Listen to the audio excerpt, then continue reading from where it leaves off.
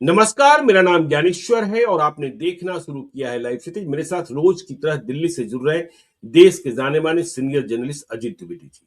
अजीत जी, आज दिन बिहार का है और पूरे देश के लिए आज दिन बिहार का है। नितिन नबीन भाजपा के राष्ट्रीय अध्यक्ष हो गए। गौरव का क्षण है पटना वासियों के लिए। बांकीपुर के हुए विधायक हैं, बिहार सरकार में मंत्री भी रहे, लेकिन अब उनका परिचय सिर्फ ये नहीं है कि वह बांकीपुर के विधायक हैं बीजेपी के। उनका परिचय ये है, और स्वयं प्रधानमंत्री नरेंद्र मोदी ने भी मान लिया कि अब नितिन नबीन जो हैं वह मोदी और शाह दोनों के बॉस हैं पार्टी के भीतर। तो नितिन नबीन के राजनीतिक सफरनामे की यह सबसे बड़ी उपलब्धि है। और नितिन नबीन जिस उम्र में इस पद को प्राप्त किए हैं वह भी एक मिसाल है, भाजपा के भविष्य की रणनीति को इंगित करती है। लेकिन इसके साथ ही चुनौतियां भी सामने आएंगी। चुनाव सामने है, बंगाल का चुनाव है, कई और प्रदेशों का चुनाव है, बिहार में इन्हीं वर्षों में भाजपा का मुख्यमंत्री भी बनना है। और नितिन नबीन जिस उम्र में है उसमें उन लोगों के साथ भी चलना है जिन्हें इस बात की उम्मीद थी कि वे भाजपा के राष्ट्रीय अध्यक्ष बन सकते हैं। देखिए, जनवरी 2026 में वह भाजपा के राष्ट्रीय अध्यक्ष बने हैं। कार्यकाल 3 साल का होता है, लेकिन जनवरी 2029 में जब यह कार्यकाल पूर्णता की ओर बढ़ेगा तब तक लोकसभा का चुनाव। इसका आशय तो यह निकलता है कि 2029 का लोकसभा चुनाव भाजपा के लिए भाजपा की ओर से नितिन नबीन के नेतृत्व में, प्रधानमंत्री का चेहरा कोई और हो सकता है लेकिन पार्टी के चेहरे तो नितिन नबीन ही होंगे, उनके नेतृत्व में लड़ा जाएगा। तो यह बड़ी उपलब्धि है, चुनौतियां हैं और सामने अवसर हैं। नितिन नबीन की सीढ़ी और कहां तक आगे जाएगी यह भी समझने की बात है। तो आज का दिन नितिन नबीन के नाम है, आज का दिन बिहार का दिन देश के नाम है। अजीत जी, आगे आपकी टिप्पणी।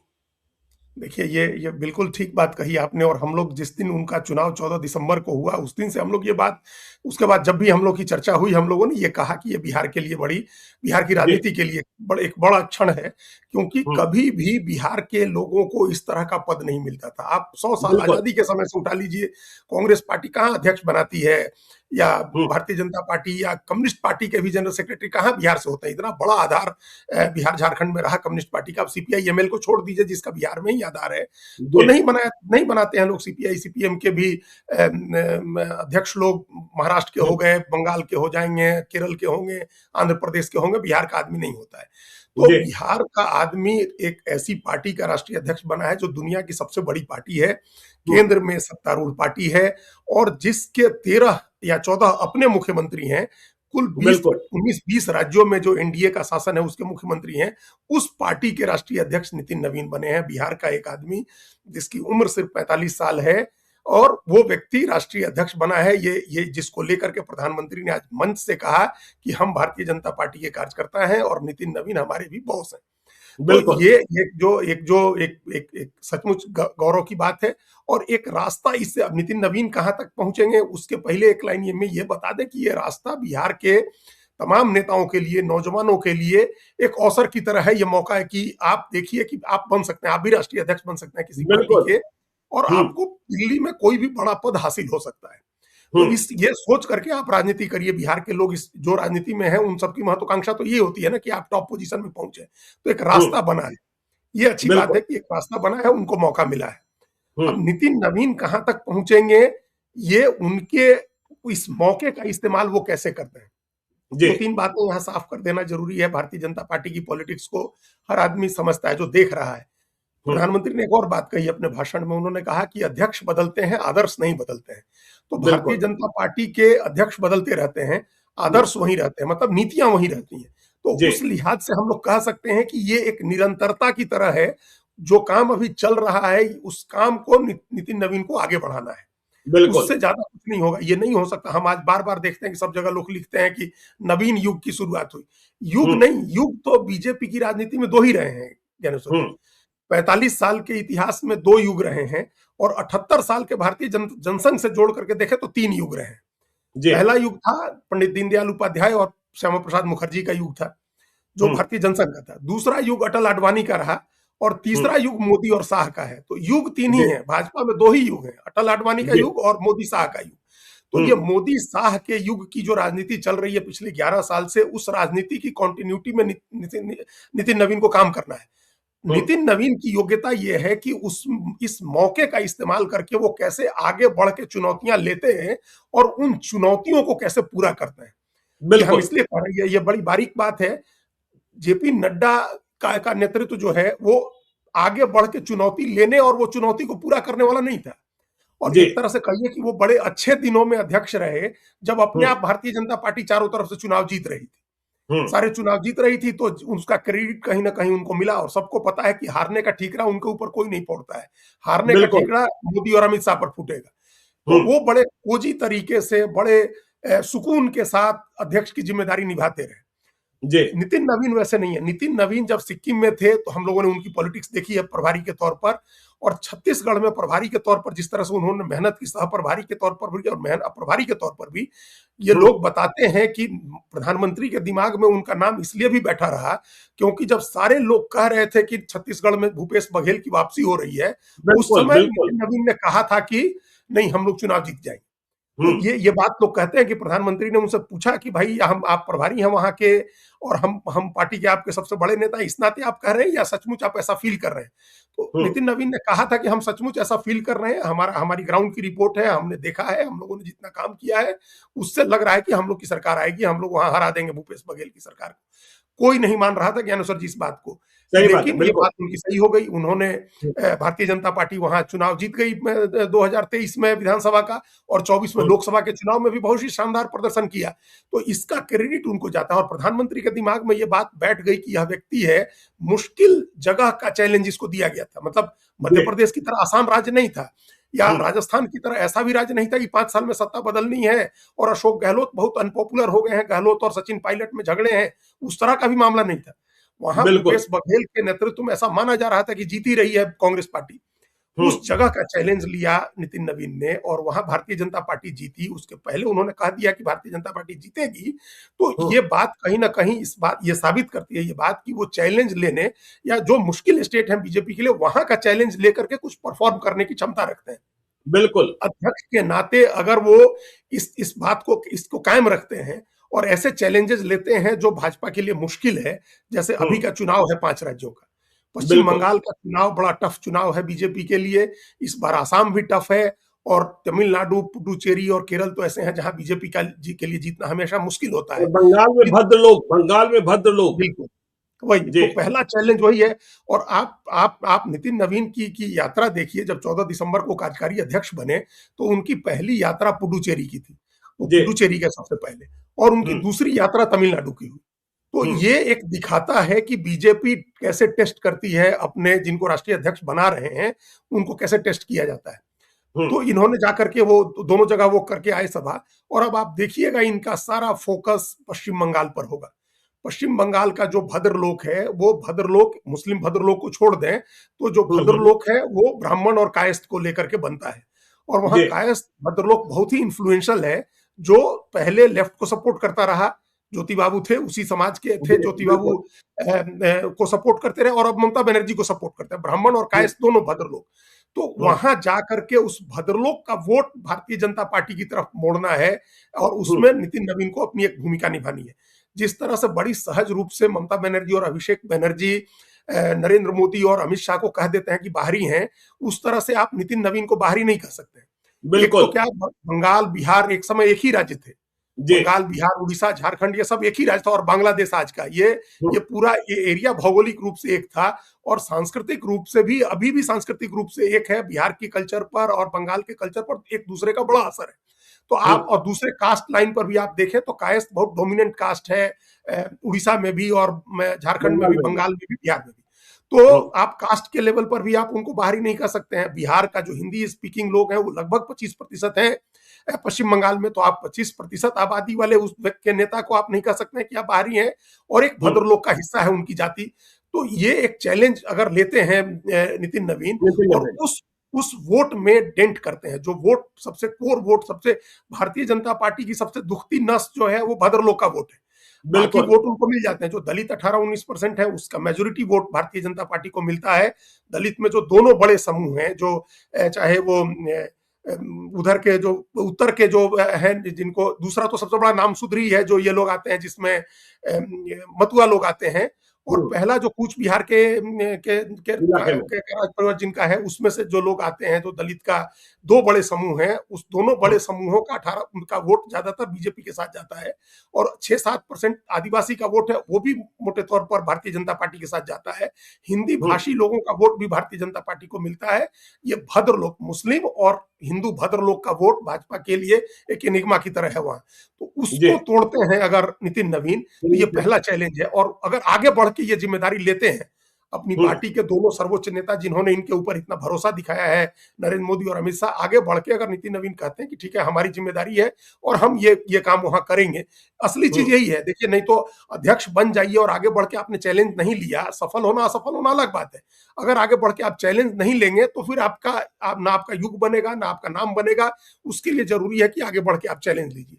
तो ये बिल्कुल। पहला चैलेंज यही है कि बंगाल में आगे बढ़ के अगर वो चैलेंज लेते हैं, तो जाकर हम्म, के वो अप्रूव करते हैं अपने को, तो एक बहुत ही बड़ा उनके करियर का ये एक पॉइंट हो जाएगा। अगर वहां बीजेपी परफॉर्म अच्छा कर देती है, किसी तरह से चुनाव जीत जाती है, तो उसका क्रेडिट इनको मिलेगा और इनका कद अचानक बहुत ऊंचा उठ जाएगा। तो ये जी। पहली परीक्षा वहां होगी। बाकी हम्म, तो चूंकि 5 राज्यों के चुनाव साथ ही हैं, असम में भी और तमिलनाडु में भी, केरल में भी, और हर में जगह भी। भारतीय जनता पार्टी बहुत ही ताकत से लड़ती है। हमको सबको पता है कि वो बड़े ताकत से लड़ती है भारतीय जनता पार्टी।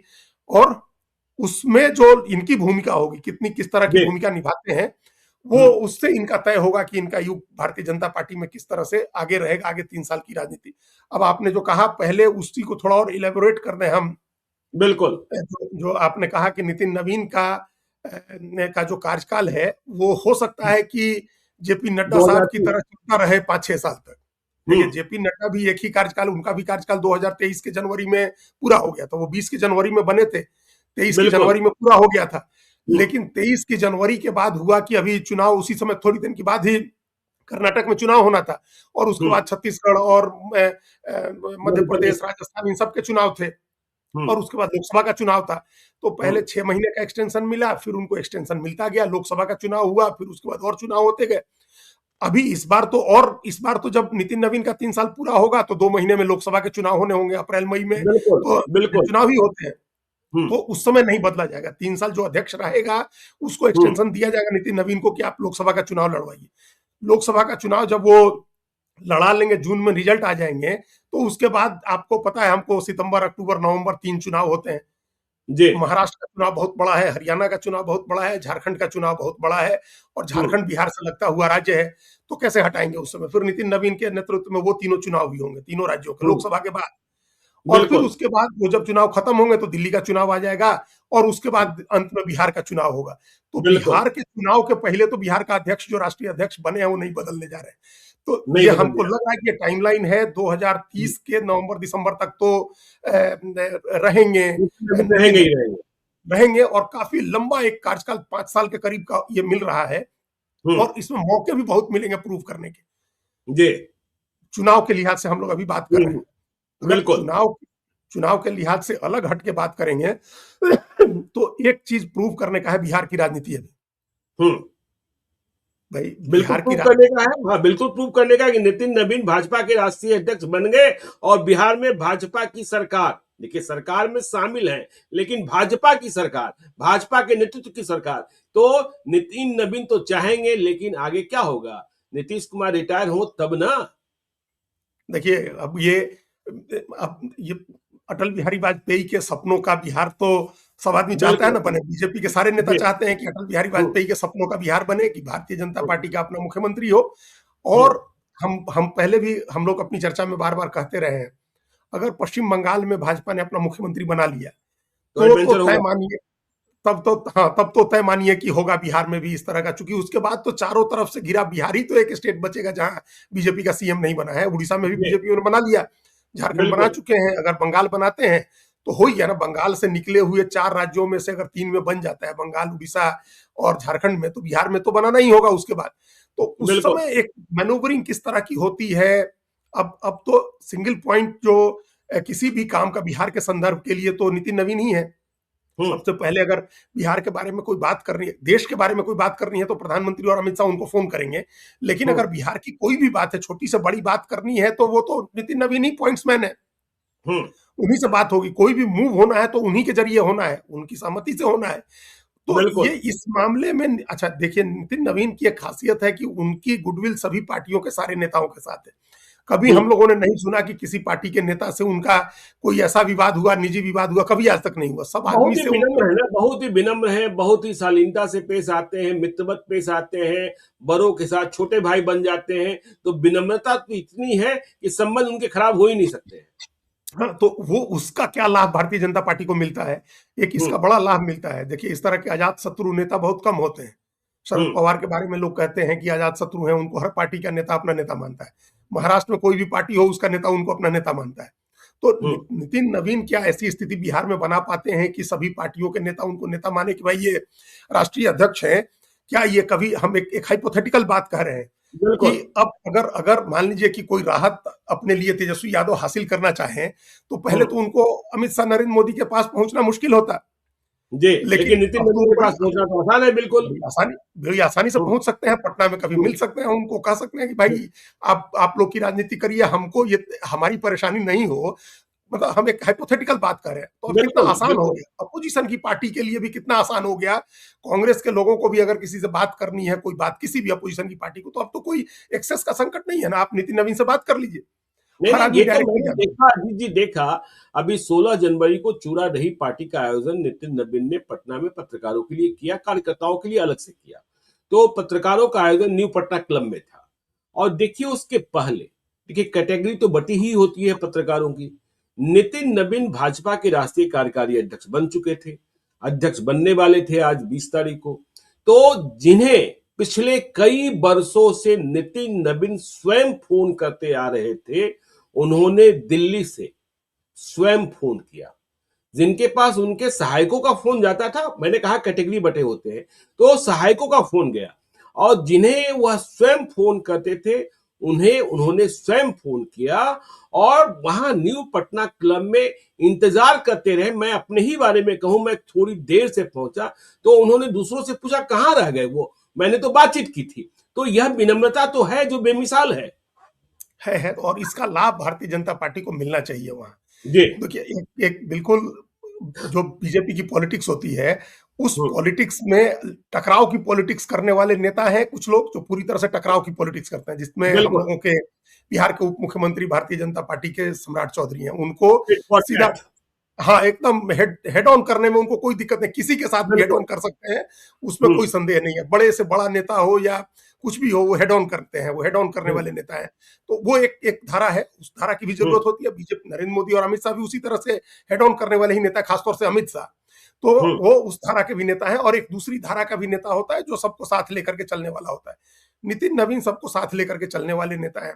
तो अब जो राजनीति होगी बंगाल के चुनाव के बाद, बंगाल चुनाव के पहले कोई राजनीति नहीं होनी है, लेकिन बंगाल चुनाव के बाद या बंगाल चुनाव के पहले की राजनीति का एक पॉइंट होगा जब राज्यसभा के चुनाव होंगे। तो उस समय नितिन नवीन की क्या भूमिका बनती है, राज्यसभा में उम्मीदवार तय कराने में, क्या सहमति बनाने में जेडीयू की तरफ से कौन होता है, 5वीं सीट जीतने के लिए क्या रणनीति बनती है, ये सबसे पहली परीक्षा है। राज्यसभा जाते हैं कि नहीं जाते हैं, जाते हैं कि नहीं जाते हैं, किसी और को भेजते हैं, या ये क्या मतलब ऐसा भी हो सकता है कि भाई नितिन नवीन राष्ट्रीय अध्यक्ष हैं तो बिहार से ही क्यों जाएंगे राज्यसभा, वो कहीं से राज्यसभा जाए, बिल्कुल बिहार से कोई और जाए, वो कहीं से भी राज्यसभा, उनके लिए तो पूरा प्रदेश ही, पूरा देश ही अब तो उनके लिए अपने गृह की तरह हो गया ना, तो वो कहीं से भी जा सकते हैं। तो ऐसा हो सकता है क्या कि उनको किसी और जगह से भेजा जाए और बिहार में कुछ दूसरी पॉलिटिक्स भारतीय जनता पार्टी करे। तो ये क्या इस तरह की रणनीति बनती है, ये सबसे पहले मार्च में पता चलेगा। उस चुनाव से जेडीयू की पॉलिटिक्स तय होनी है, ये हम लोग बात कर चुके हैं कि जेडीयू से कौन राज्यसभा जाता है, वो उससे बहुत राजनीति तय होनी है। और उसके बाद दूसरी परीक्षा बंगाल का चुनाव की है। बंगाल के चुनाव में अगर भारतीय जनता पार्टी जीतती है तो बहुत जल्दी तेजी से चीजें बदलेंगी, बिहार में बीजेपी का मुख्यमंत्री बनाने का दाव चला जाएगा। अगर नहीं जीत पाती है भारतीय जनता पार्टी तो चीजें ठंडे बस्ते में जाएंगी, फिर शांति बनेगी, फिर तब राजनीति बहुत ज्यादा नहीं होगी। इस साल उसको ठंडे बस्ते में डाल करके और समय का इंतजार किया जाएगा। तो एक तो बिहार की राजनीति के संदर्भ में हम लोग अगर बात करें तो नितिन नवीन के कि ये चैलेंजेज हैं, मतलब राज्यसभा चुनाव ये चैलेंजेस और तो हैं बंगाल के अजीत बाद जी, पीएम। ये चैलेंजेस तो हैं, लेकिन इसके साथ ही देखिए नितिन नवीन हो गए। देखिए मोदी और शाह ने बॉस मान लिया। यह सही है कि जो नरेंद्र मोदी चाहते हैं, जो अमित शाह चाहते हैं वही होता है। लेकिन नितिन नवीन के आगे भी कई लोग थे जो राष्ट्रीय अध्यक्ष बनना चाहते थे, उनके नाम चल रहे थे। योगी आदित्यनाथ की बात करें, उन्हें राष्ट्रीय अध्यक्ष नहीं बनना है, उन्हें तो सीधे प्रधानमंत्री बनना है या गृह मंत्री बनना है। तो योगी आदित्यनाथ, देवेंद्र फडणवीस, शिवराज सिंह चौहान, मनोहर लाल खट्टर, क्या ये नेता नितिन नवीन के नेतृत्व को, जिन्हें मोदी और शाह ने बॉस मान लिया है, वह भी मोदी और शाह की तरह इच्छा से इन्हें बॉस मानेंगे, या फिर परिस्थितियां हो गई कि आपको मानना ही होगा? देखिए ज्ञानेश्वर जी, आज एक सज्जन हमको किस्सा सुना रहे थे, आज ही की बात है, हम्म, कि हम्म, एक बड़े नेता जिनको नितिन नवीन भैया कहते थे, हम्म, उनसे पूछा किसी ने कि भाई अब कैसे, अब क्या होगा, अब तो कैसे होगा।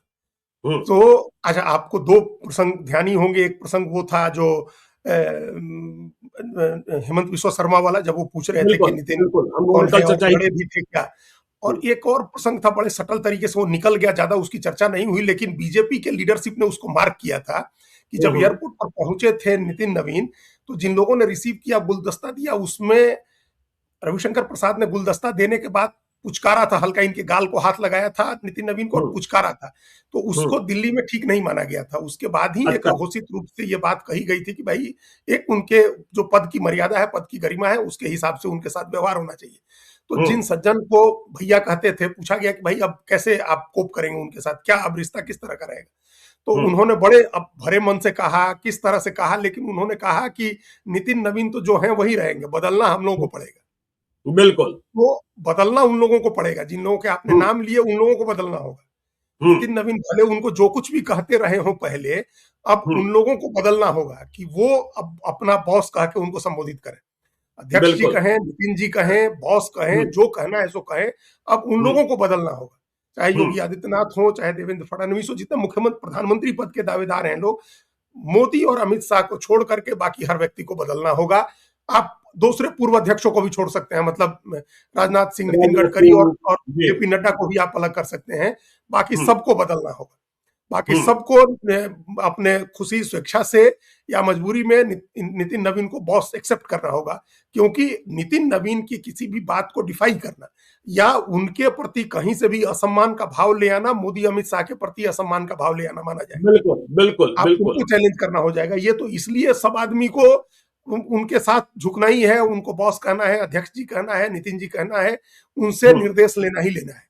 और अगर वो हम्म, कोई निर्देश देते हैं तो ये माना जाएगा कि ये उन्हीं का निर्देश नहीं है, बल्कि ये उन तीनों लोगों का निर्देश है, मतलब मोदी, अमित शाह और नितिन नवीन, इन तीनों लोगों का निर्देश है। और तो ये साथ में मानना आरएसएस चाहिए। आरएसएस भी मान ले। देखिए आरएसएस के एक बड़े, हम कल भी कहे थे कि जी। आप एक आपसे बात में कि उन्होंने कहा कि सूचना भी दी गई अगर, तो इसका हम्म, मतलब है कि सहमति ली गई। उन्होंने हम्म, कहा कि प्रॉपर सही मंच से परामर्श के बाद बनाया गया है।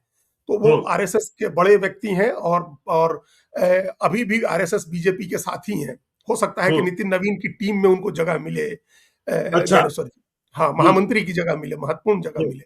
तो उनका कहना था कि प्रॉपर परामर्श के बाद बनाया गया है, इसमें कहीं कोई कंफ्यूजन नहीं है, आरएसएस का पूरा समर्थन उनको मिलता रहेगा।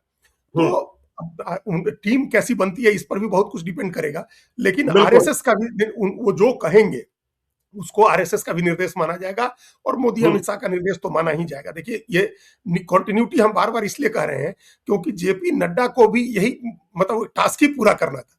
और जी। ये जो टास्क है वो टास्क चुनाव खाली जितवाने का टास्क नहीं है कि हम्म, आप कोई नितिन नवीन कोई ऐसा क्राउड पुलर तो है नहीं पर नरेंद्र मोदी की तरह कि आप भीड़ जुटाइए और सभा करिए और लोगों को मोटिवेट करके बीजेपी को वोट करवाइए। वो जेपी वो नड्डा तो भी नहीं थे। वो वो जेपी जेपी नड्डा नड्डा भी भी नहीं नहीं। थे। हाँ। और वो कोई नहीं है, वो जगह फिर जी। नरेंद्र मोदी की है, वो काम वही कर सकते हैं, उन्हीं के करिश्मे बिल्कुल। पर वोट पड़ते हैं, उन्हीं के नाम पर हम्म, वोट पड़ता है। तभी जी। तभी नगर निगम तक का चुनाव उनके नाम पर लड़ा जाता है। तो वो बिल्कुल। काम उन्हीं को करना है। रणनीति हम्म, अमित शाह को ही बनानी है, चाणक्य थोड़े 8-10 होते हैं। तो हम्म, वो आपको एक गो टू मैन चाहिए है जो एग्जीक्यूट कर सके पूरी इफिशियंसी के साथ, पूरी तत्परता के साथ और पूरी कार्यकुशलता के साथ उसको इंप्लीमेंट कर सके जो तय हो, पार्टी के संसदीय बोर्ड में या प्रधानमंत्री के स्तर पर या अमित शाह के स्तर पर कोई फैसला हो, तो वो फैसला पूरी तरह से इंप्लीमेंट हो। तीन हम्म चैलेंजेस बड़े हैं नितिन नवीन के सामने ज्ञानेश्वर जी। एक तो सबसे बड़ा हम्म चैलेंज है जिसके लिए उनको बनाया गया, आपने भाषण आज सुना होगा, प्रधानमंत्री हम्म, ने कहा कि एक तरह से मिलेनियल यूथ है ये भी। तो बिल्कुल। जेनजी तो नहीं है, जेनजी तो हम्म, मान लीजिए 1997 से जिन लोगों का जन्म हुआ है 2012 तक, उनको जेनजी कह रहे हैं। जल्दी करें उसके, ये। हाँ, उनको जेनजी कह रहे हैं। और 86 से जो 97 तक आए उसको मिलेनियल कहते हैं। तो हम्म मिलेनियल ये उसके थोड़ा पहले के हैं, लेकिन तभी प्रधानमंत्री ने कहा एक तरह से मिलेनियल वाले हम्म, यूथ है। तो उस बिल्कुल। यूथ को भारतीय जनता पार्टी के साथ जोड़ना एक बड़ी चुनौती होगी इनको। और ये हम्म, चुनौती इसलिए बड़ी है क्योंकि आप नजर उठा करके देखिए, हर प्रदेश में सभी युवा युवा नेताओं के साथ इनकी टक्कर होनी है। सही बात, बिल्कुल बिल्कुल। अपने ही जी। प्रदेश में इनकी टक्कर अपने से 10 साल छोटे नौजवान से होनी है। हम्म, इनकी चाहे टक्कर वो तेजस्वी तेजस्वी यादव के यादव साथ। हो, चाहे प्रशांत किशोर हो, या भविष्य में हाँ, चिराग पासवान हो, हाँ। जो भी हो, तो सभी युवा हैं। नौजवानों से ही उनको टक्कर लेनी है, जी, बिहार में बिल्कुल। भी, बंगाल में भी। ये आखिरी लड़ाई है, इसके बाद अभिषेक बनर्जी से लड़ना है। बिल्कुल। आपको तमिलनाडु में उदयनिधि स्टालिन से लड़ना है। हम्म आपको महाराष्ट्र में आदित्य ठाकरे से लड़ना है, श्रीकांत शिंदे से लड़ना है, और अजीत हम्म, पवार के बेटे भतीजे से लड़ाई होनी है आपकी। जी। हाँ, हर जगह आप नजर उठा करके देखिए, हर स्टेट में आपको नए लोगों से लड़ना है। उत्तर प्रदेश में अखिलेश यादव से आपका मुकाबला होना है। तो हम्म इन तमाम नए लोगों से मुकाबला करने के लिए ही लाया गया है, एक मैसेज करने के लिए कि हम्म यूथ जो है, जो राहुल गांधी को देखिए राष्ट्रीय स्तर पर 55 साल के हैं वो भी। तो उस यूथ के साथ अपने को कनेक्ट करना है, अपनी पार्टी को कनेक्ट करना है, उस वोटर जो मिलेनियल को, जेन जी को, और इसके बाद जेन जी के बाद वाला जो जेन अल्फा आएगा, जो अभी 16 साल का है, 15 साल हम्म का है, वो जब 18 साल का होगा, उसको भारतीय जनता पार्टी के साथ जोड़ना एक बड़ा चैलेंज है इनके लिए।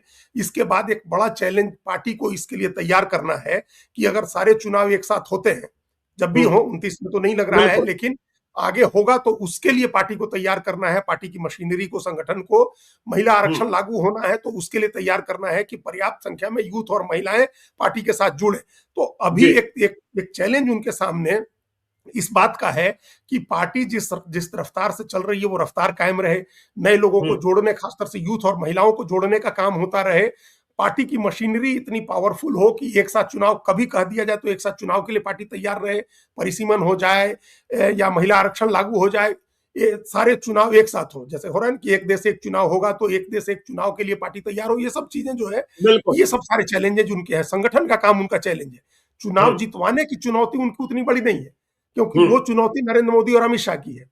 जी। इनकी चुनौती संगठन को मजबूत करने की है, लग के उस काम को करना है, और आगे बढ़ के चैलेंज लेकर के उसको पूरा कर रहा है, ताकि इनका अपना इंडिपेंडेंट व्यक्तित्व भी बने। ये बिल्कुल बिल्कुल। ट्रांजिशन फेज के या एक सजावट के अध्यक्ष बन के नहीं रह जाएं, ये कोशिश इनको करनी होगी। और हमको लगता है, जैसा हमने दो एग्जांपल पहले सिक्किम का भी और छत्तीसगढ़ का इसलिए दिया क्योंकि हमको जी। लगता है कि ये करेंगे, ये चलिए, चुपचाप बैठ कर। अंतिम अंतिम 3-4 मिनटों में अजीत जी, देखिए आज अध्यक्ष बन गए हैं, और यह चर्चा तो कई बार हो चुकी है, लेकिन अपने दर्शकों के लिए चूंकि पूरे तौर पर हम लोग नितिन नवीन की ही चर्चा कर रहे हैं कि नितिन नवीन के नाम की लॉटरी कैसे खुली।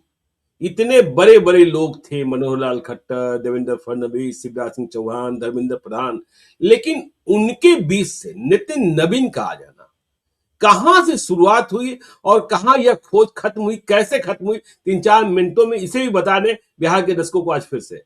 देखिए, पहली बात तो एक बताएं जो हमारी उसके बाद बात हुई, पहले तो कोई सोचा ही नहीं था किसी ने। बाद की बिल्कुल। बातचीत में ये बताया लोगों ने कि जितने नाम थे, बड़े नाम जिनकी चर्चा हम्म थी, उनमें से हम्म किसी को नहीं बनाना था। ये मोदी अमित शाह के दिमाग में पहले से तय था हम्म कि कोई नहीं बनाना है, जो 60 साल की उम्र तक पहुंचा हुआ है उसमें से किसी को नहीं बनाना है, हम्म या जो बहुत एक्सपोज्ड हैं, जिनका चेहरा देश देख चुका है, उनमें से किसी को नहीं बनाना है। हम्म एक तो चौंकाने वाला नाम ले आना है, तो चौंकाने वाला नाम ले आना, एक तो पहला ये क्राइटेरिया था उसमें। हम्म, दूसरा क्राइटेरिया जो हम लोग डिस्कस कर चुके हैं, ये था कि अगड़ी जाति का होना चाहिए। कोई बिल्कुल। पिछड़ा दलित की बात कभी दिमाग में नहीं थी। 20 साल का हम्म ये नियम है बीजेपी का। हम्म अडवाणी जी के बाद राजनाथ सिंह जी, राजनाथ सिंह के बाद नितिन गडकरी, गडकरी के बाद फिर राजनाथ सिंह, फिर जो है हम्म अमित शाह, जेपी नड्डा। तो फॉरवर्ड ये अध्यक्ष होगा, ये भी तय हम्म था कि फॉरवर्ड कोई चुनना है। दूसरी बात, तीसरा, ये 50 साल से नीचे का चुनना है, ये लगभग हम्म उसमें एक तय था कि उस चुनना है। दो घटनाएं हम आपको बताएंगे। एक तो 23 का छत्तीसगढ़ का चुनाव एक इंपॉर्टेंट हम्म फैक्टर था, जहां से नितिन नवीन नजर में आए।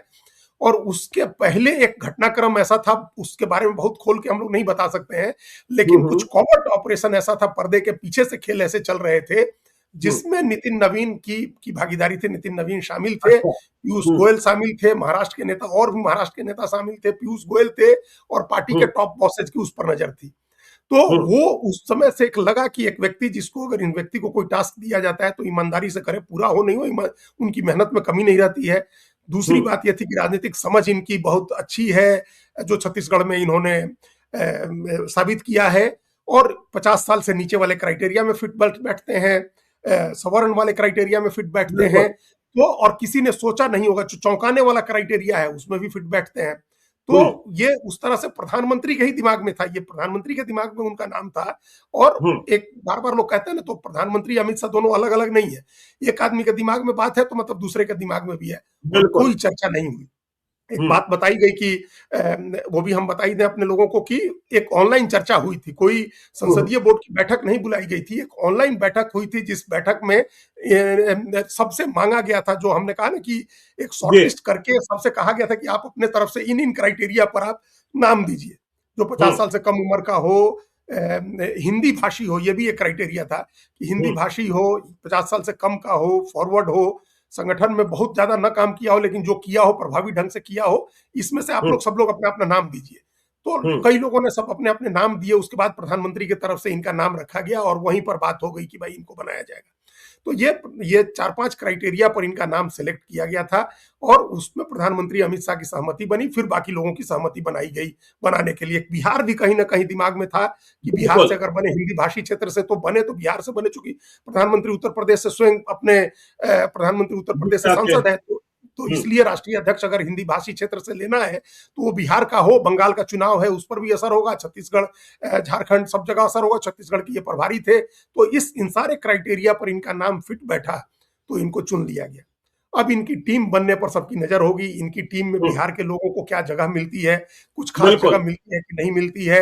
हम लोग के संजय मयूख, हम बिहार से हैं, वो सह प्रभारी हैं मीडिया के, तो हम्म उनकी क्या पोजीशन रहती है। ऋतुराज सिन्हा सचिव हैं, उनकी क्या पोजीशन रहती है, और नए लोग आते हैं कि नहीं। देखिए, महामंत्रियों के लिए तो जगह सीमित है, और जी। उसमें 2-3 लोगों के नाम हम लोग अभी डिस्कस कर भी सकते हैं, बता भी सकते हैं कि ये लोग उनकी टीम में रहेंगे। बहुत हम्म संभव है ज्ञानेश्वर जी की विनोद तावड़े रहे महामंत्री के रूप में, नितिन नवीन बिल्कुल। की टीम में बिल्कुल। महामंत्री रहे, सुनील हम्म बंसल रहे, ये भी बहुत तय है। और एक बड़ा नाम उनकी टीम में आ सकता है, राम माधव का, जो हम्म संघ और बीजेपी के बड़े नेता हैं, वो महामंत्री के रूप में आ सकते हैं। फिर कुछ और नए लोग आएंगे जो कम उम्र के लोग होंगे, 50-55 साल की उम्र के लोग बीएल होंगे। संतोष रहेंगे ही रहेंगे। संतोष संगठन महामंत्री है, वो तो आरएसएस की तरफ से आए हैं, वो तो रहेंगे ही। तो ये 4 बिल्कुल। महामंत्री तय हैं। अरुण सिंह, तरुण चुग, इस तरह राधा मोहन दास अग्रवाल, इन सब लोग हमको लगता है कि हटेंगे। बिहार के लोग, अब बिल्कुल। हम लोग की नजर रहेगी कि बिहार के लोगों को, कितने लोगों को उसमें किस तरह की जगह मिलती है, क्या जिम्मेदारी मिलती है। तो चलिए, आज का दिन बिहार के नाम और बिहार ने देश के नाम, मतलब बिहार ही नहीं देश के नाम, नितिन नवीन राष्ट्रीय अध्यक्ष बन गए हैं और 2030 तक राष्ट्रीय अध्यक्ष बने रह सकते हैं। तो बिहार को बहुत कुछ मिल सकता है। दिल्ली में भाजपा की सरकार है केंद्र में, और दिल्ली में भाजपा का राष्ट्रीय अध्यक्ष बिहार से है। बिहार का पैरवी बिहार की पैरवी भी, बिहार की पैरोकारी भी मजबूती से होगी, और शायद बिहार की किस्मत भी चमके, इसकी उम्मीद हम करते हैं। तो देखते रहिए लाइव सीरीज को। यदि अब तक आपने हमारे YouTube चैनल लाइव सीरीज को सब्सक्राइब नहीं किया है तो जरूर कर लीजिएगा, और यदि इस वीडियो को आप फेसबुक पेज के माध्यम से पेज को लाइक कीजिएगा। हैंडल एक्स पर भी हमें फॉलो कीजिए। धन्यवाद।